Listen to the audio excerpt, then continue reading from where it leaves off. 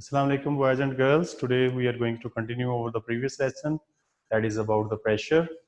We discussed about the pressure caused by an object and placed on a surface, and then we discussed about the atmospheric pressure. We know that the pressure caused by any object is given by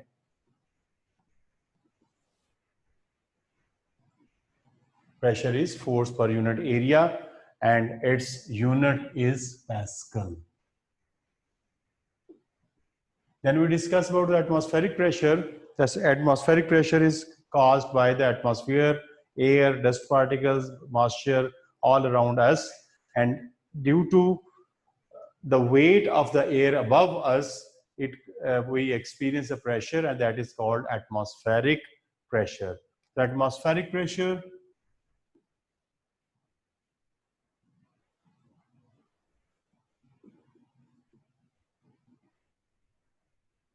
is denoted by P naught, and it is equal to 1.013 into 10 raised power 5 pascals.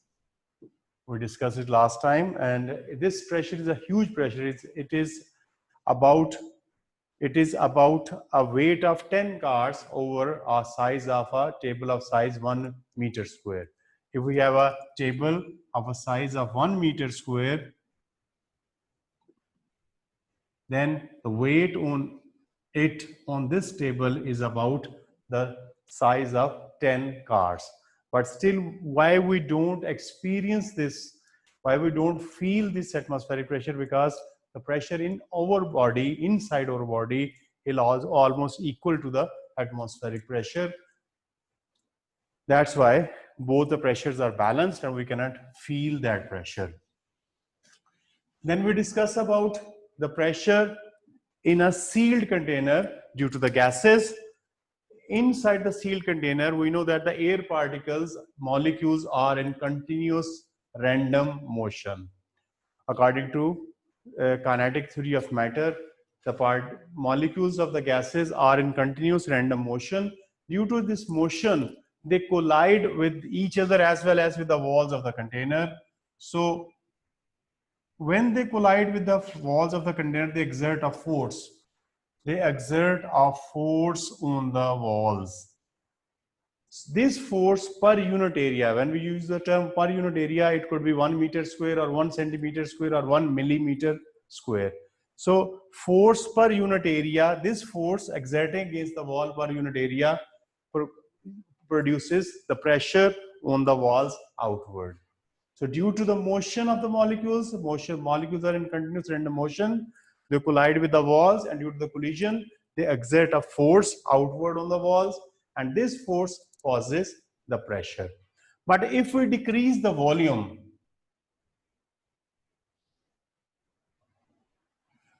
on decreasing the volume, the space inside the cylinder is less as compared to the previous case. Because the space is less, temperature is constant in this case.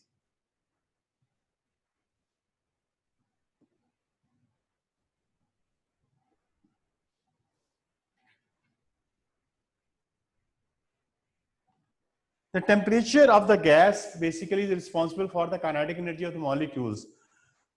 Because the temperature is constant, their kinetic energy is not changing. Kinetic energy, you know, is given by half mv square. Mass of the molecule does not change. It is a constant quantity. The only thing that can change is the speed.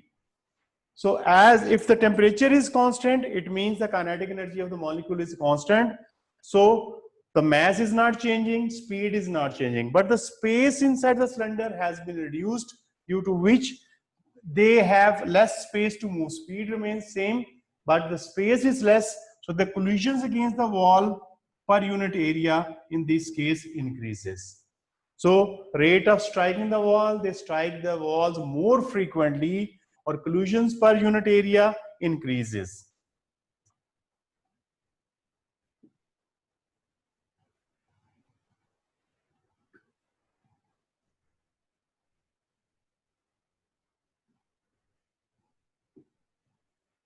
Therefore, the pressure increases. On decreasing the volume, the pressure increases at a constant temperature. It means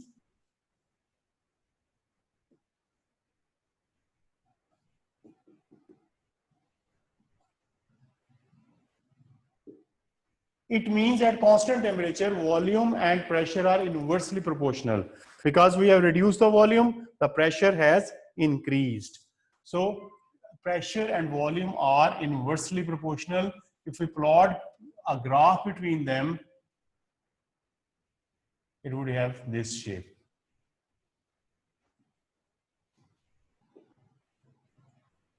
So pressure and volume are inversely proportional to each other.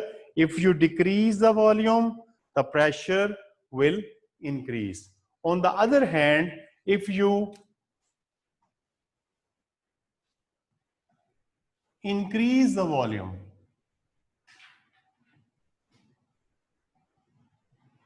suppose I have doubled the volume. For in that case, now the molecules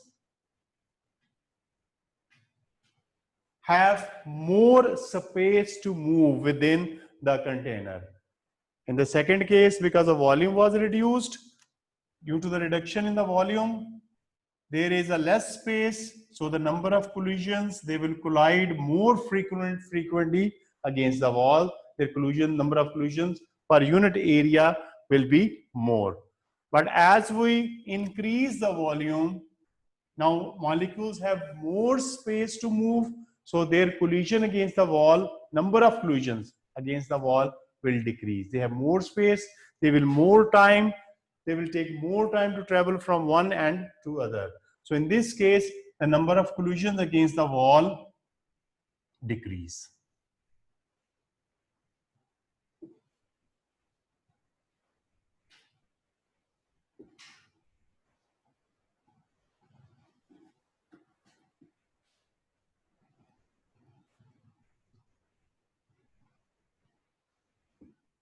Number of collisions per unit area decrease. So which affects the pressure?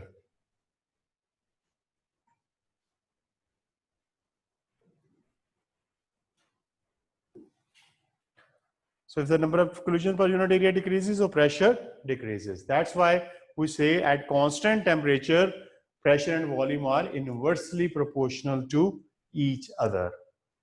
But if we keep volume constant and increase the pressure, if we keep the volume constant,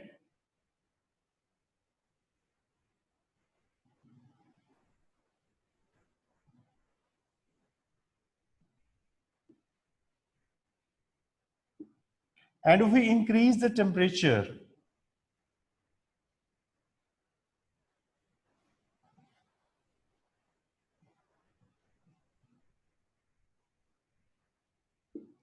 on increasing the temperature, what happens? The kinetic energy of the molecules increases.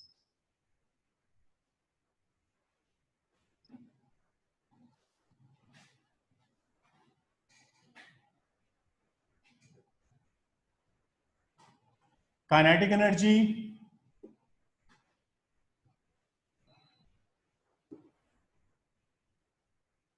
of the molecules increases. It means, as I told you, the mass of the molecule does not change. The only thing that changes is the speed. So they will start moving at a higher speed, due to which they will take less time to travel from one wall to the other wall. So again, then they start striking the walls more frequently. So the number of collision again increases, the pressure increases. So the number of collisions increases.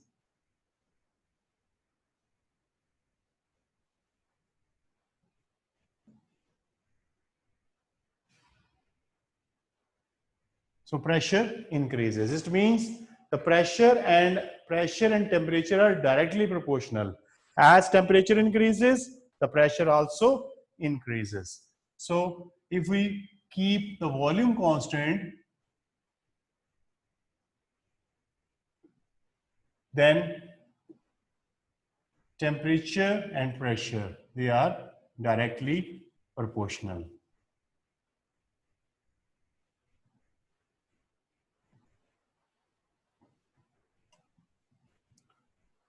In this class, I'm not starting from zero. Line is not starting from zero because at zero temperature, the gas has some pressure. It doesn't mean it doesn't have any pressure at all. So this graph, we may say it is a linear graph. We can say that with the increase in temperature, the pressure increases. But these two quantities are not directly proportional, because for the directly proportional quantities, the graph must start from the origin. So because this graph is not starting from the origin, but as the temperature increases, pressure increases. So we may say that the relation between pressure and temperature is linear. So remember, each time, whether temperature is constant, volume is decreasing, volume is increasing, every time you have to consider this statement: collisions per unit area.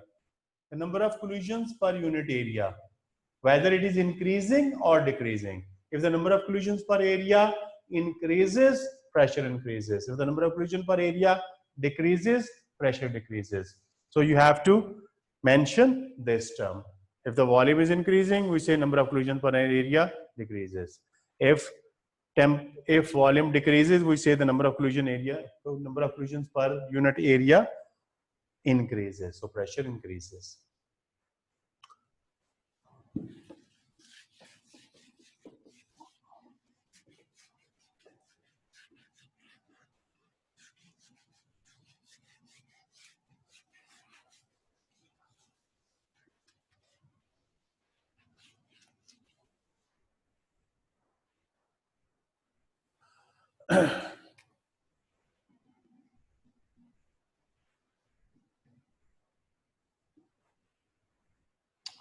Barometer is an instrument which is used to measure atmospheric pressure. What is a barometer? Basically, it is a device, it's an instrument used to measure the atmospheric pressure. First of all, we have to discuss about the construction of the barometer.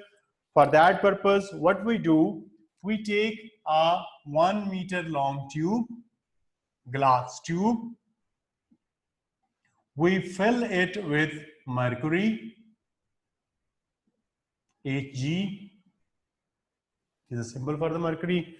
Then we invert this tube in a reservoir or a tub or a pot which is already filled with mercury.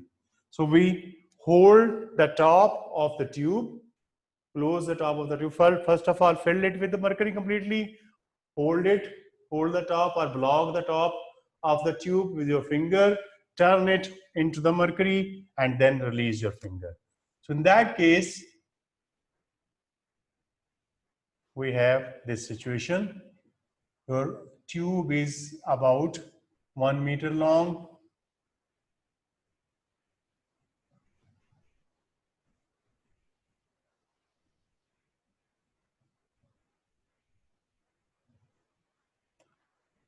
We know that mercury is the heaviest metal in the liquid form.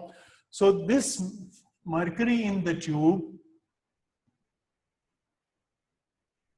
will flow down into the reservoir,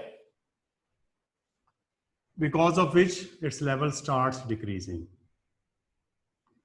But at a certain stage, its flow stops and it holds one level in the tube. Why this level stops? Why it was going down into the reservoir? That was because of the gravity or weight of the mercury. The weight is because of gravity. The gravity was pulling it down. But as it was rising in the reservoir, the atmospheric pressure stops its flow upward. So that's why after a slight fall in the level of the mercury stops falling down. Now, this level that is about at the sea level, that will be about 760 millimeter.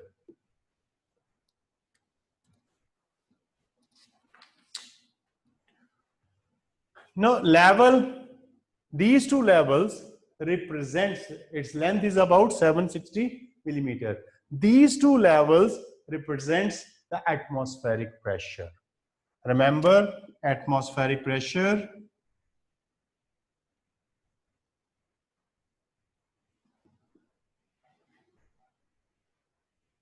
is represented by 760 millimeter of Hg.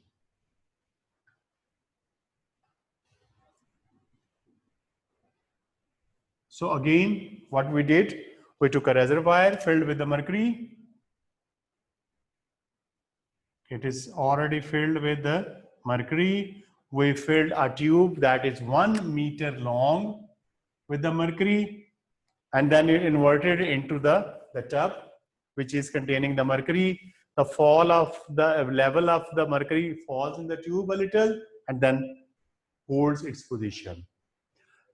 This length between these two levels, level of the mercury in the tube and the level of the mercury in the reservoir, this length represents the atmospheric pressure. What is over here? Vacuum. There is no air because we didn't let any air to enter the tube. Initially the tube was filled with the mercury and we inverted it into the mercury. That's why we didn't let any air to enter into the tube. So the top space, this column is having nothing in it, it is vacuum. This part of the mercury is about 360 millimeter at sea level, which represents atmospheric pressure. Now, if we go higher on a mountain, we know the atmospheric pressure falls. So if atmospheric pressure falls, this length will decrease because this length is representing atmospheric pressure. So as we go higher on the mountains, the atmospheric pressure decreases. That we discussed in the last lesson. So because atmospheric pressure decreases, so this length will decrease. This length will decrease and this column will increase. We can say that column A, B, C. So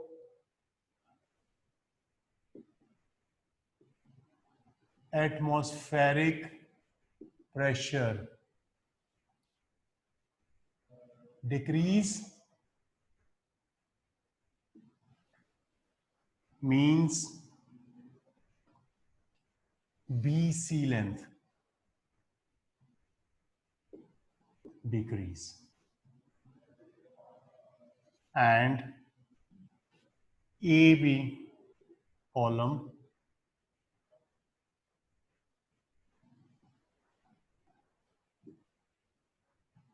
increase. So if we go higher on the mountains, because atmospheric pressure decreases, so this length will decrease, so this length will increase. But if the atmospheric pressure increase,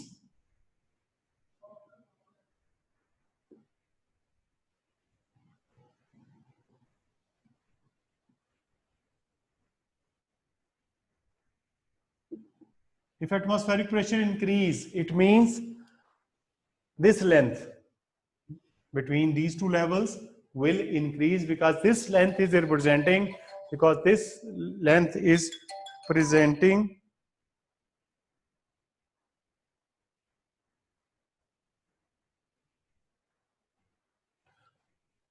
this length is representing the atmospheric pressure. If atmospheric pressure increase, then BC length increase and AB decrease.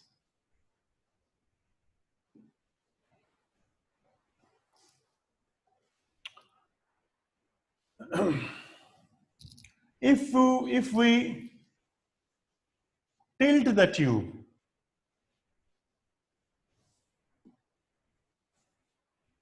Remember, if you tilt this tube,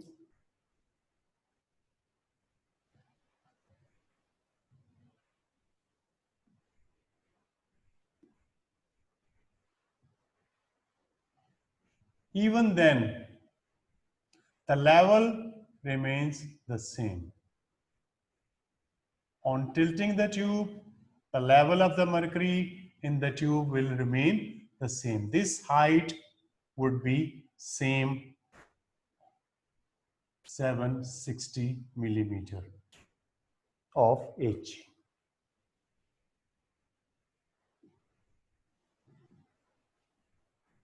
There will be no effect on the length or the height of between the length between the level of the mercury in the tube and level in the reservoir. So this height will remain the same, which represents the atmospheric pressure. So on tilting the tube, there will be no effect.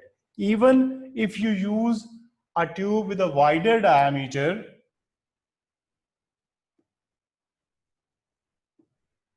even if I use a tube with a wider diameter, even then there will be no effect.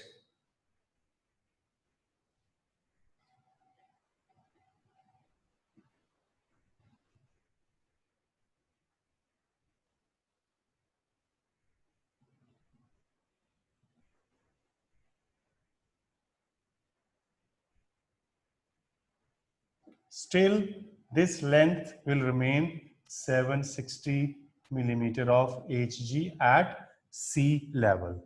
So remember, if you tilt the tube, there will be no effect on the height of the column.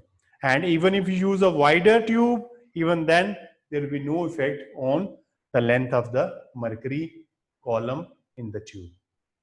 At sea level, it will be remain 760. At other levels, at heights, it may change, but for all these positions, it will be same. So barometer is a device we are using for the measurement of atmospheric pressure. Now, another thing, we are using mercury. Mercury is the heaviest metal. Heaviest metal. If we replace mercury with some other liquid like water, so remember why water is about 11 times lighter than the mercury. So if you use water in this tube, then what happens?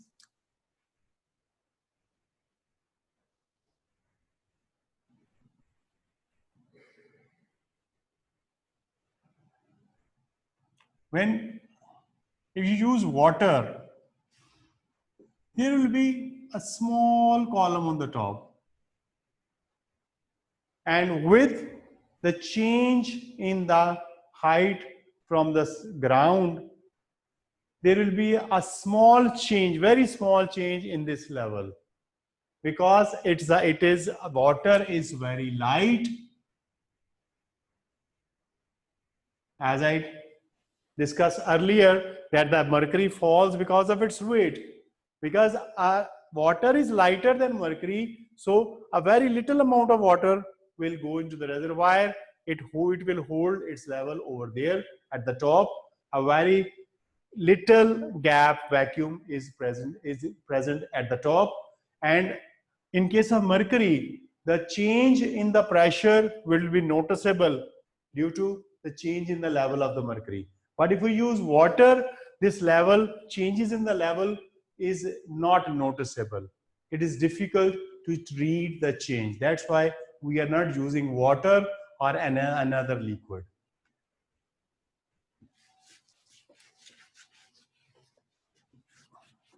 Another instrument that we use is manometer.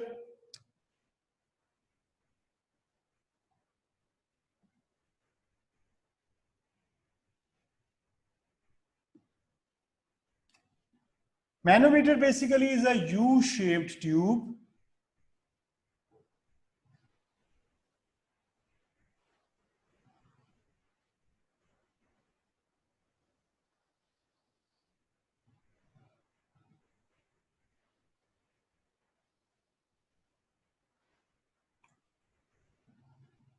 We can use any liquid in this tube. We can use water, we can use alcohol, we can use mercury. If it is filled, suppose, with water,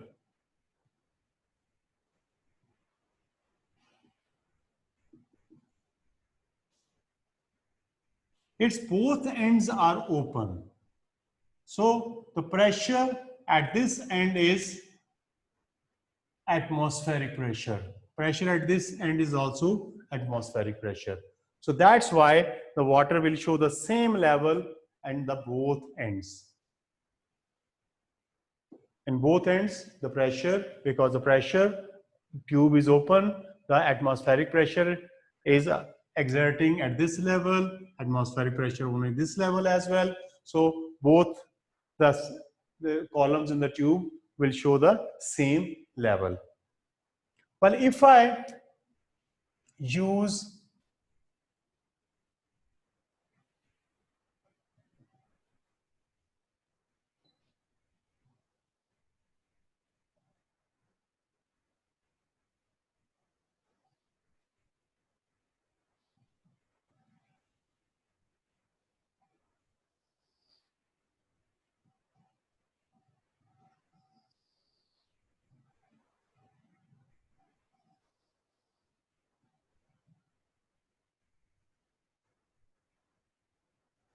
if I connect one end to a gas cylinder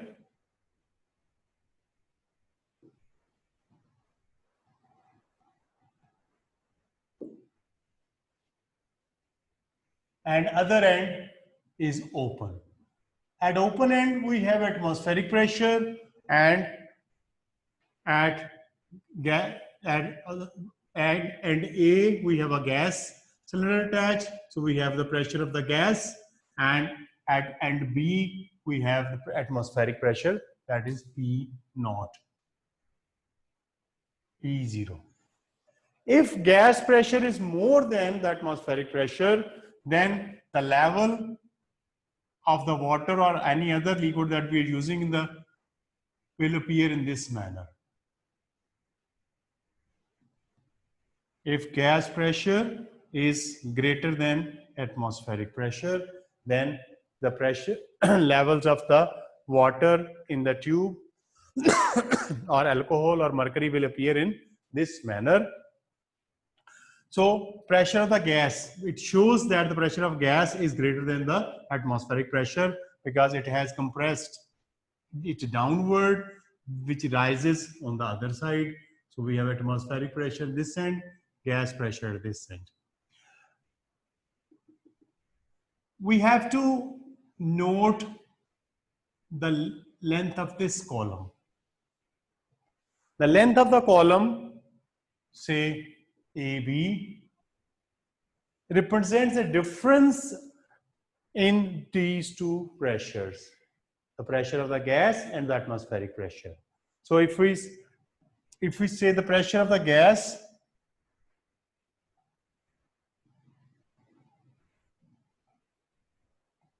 is, if suppose it is 5 centimeter length, we write the pressure of the gas as 5 centimeter of water, if I'm using water in the tube, above atmospheric pressure. So if the levels are appear in this manner, then we can say that the pressure of the gas is, we have to note this length, 5 centimeter. What material I'm using, liquid I'm using here, I have to mention that liquid of water above atmospheric pressure. So this is how we use the manometer. So manometer simply is a U-shaped tube, glass tube filled with any liquid. We can use water, alcohol or mercury. Then we have to look at the two levels in the two tubes. The difference in the levels, so in this case I have suppose it is 5 centimeter. So I'll say the pressure of the gas, which is at the lower end, is 5 centimeter of what liquid I'm using here, above atmospheric pressure. On the other hand, if the situation is different, if the pressure of the gas, say the situation is in this manner, I'm using water in it. So if levels appear in this manner, again we have to find this height. Suppose it is 3 centimeter. So I can say that the pressure of gas is 3 centimeter of water below atmospheric. So in this case, because the length of the column in the section A is longer than the section B, so the difference in the level is 3 centimeter. So in this case, we can say that the pressure of the gas is less. How much less? It is 3 centimeter of water. The difference, 3 centimeter of water below atmospheric pressure. This is how we use the manometer. That's all for today from my side. Inshallah, we'll see you on Monday. Thank you very much.